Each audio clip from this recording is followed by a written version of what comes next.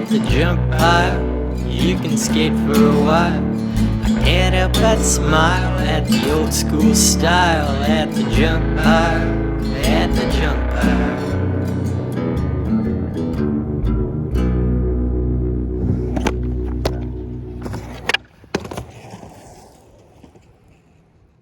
Well, I'm here at the good old Paducah Skate Park with my homemade cruiser board.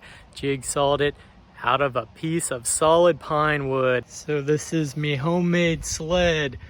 Just cut out the shape out of a 1x12 pine board. Drilled for trucks, obviously. Drilled my bolt holes there. Got some stainless steel hardware. Added this little tail block just for a little bit of elevation to kick turn and kind of ollie a little bit. And then I've got my graphic there, shred. Yeah, that's my graphic. Rattle can the bottom white.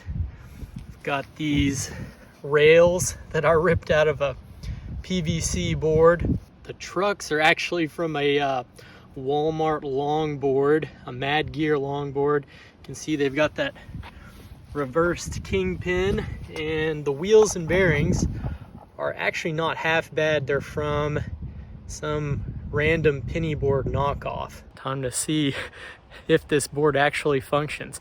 I know it'll function as a cruiser, but I'm trying to see how hard I can shred it here.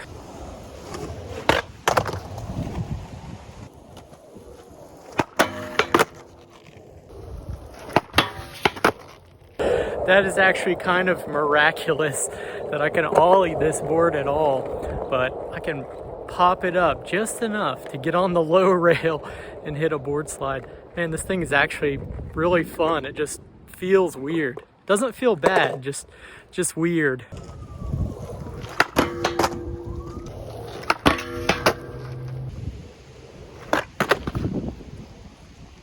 All right, I'm gonna see if I can drop in on the mini ramp. This is a little sketch, having no kick in the tail.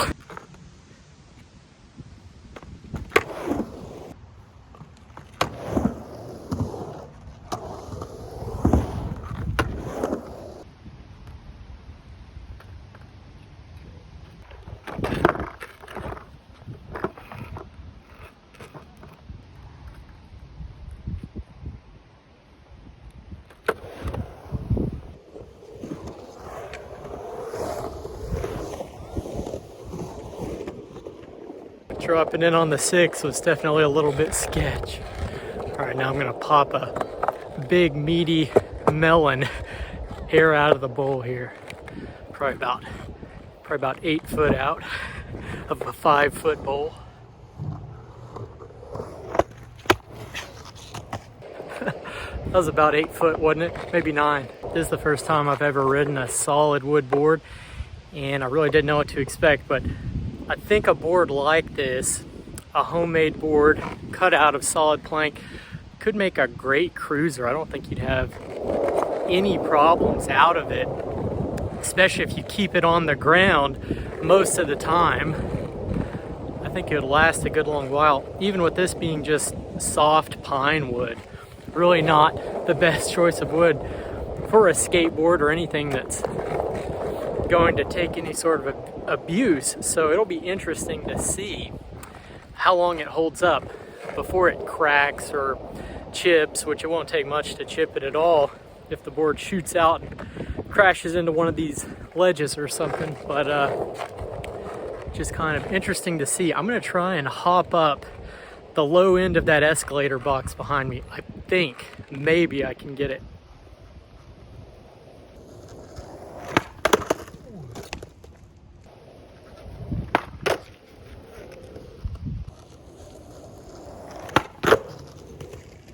That is pretty surprising to me that it's possible to ollie that high on a board with pretty much no tail.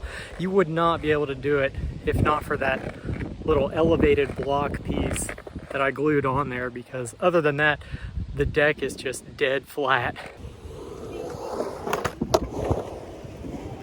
So the very first original skateboards were basically all homemade, as I understand it. They were just boards, probably 1 inch thick, about like this, with roller skate wheels on them. You can see that stuff in you know, old films and stuff like that. It's pretty interesting. This is awfully similar, except those old boards were really super narrow, and of course those guys back then were mostly surfers that were trying to imitate surfing to an extent on dry land. The thing about solid wood is it's going to be a lot more prone to splitting or cracking than plywood, because with a solid piece of wood, it's just literally just a chunk of a tree, obviously. So the grain is all running one way, and any imperfections in that single piece of wood are going to weaken the overall structure of the board. Whereas with plywood, you've got multiple layers of wood. So it's almost like you've got one board with 7 different trees, or I think 7 ply is common. Is that right? I don't know. But anyways, you've got the grain in each layer is alternated. The grain's all running in a different direction, and it makes the board a whole lot stronger overall. So you may crack one layer, and yes, the board is weaker as a whole, but that crack in the one layer is still reinforced to an extent by all the layers above or below it.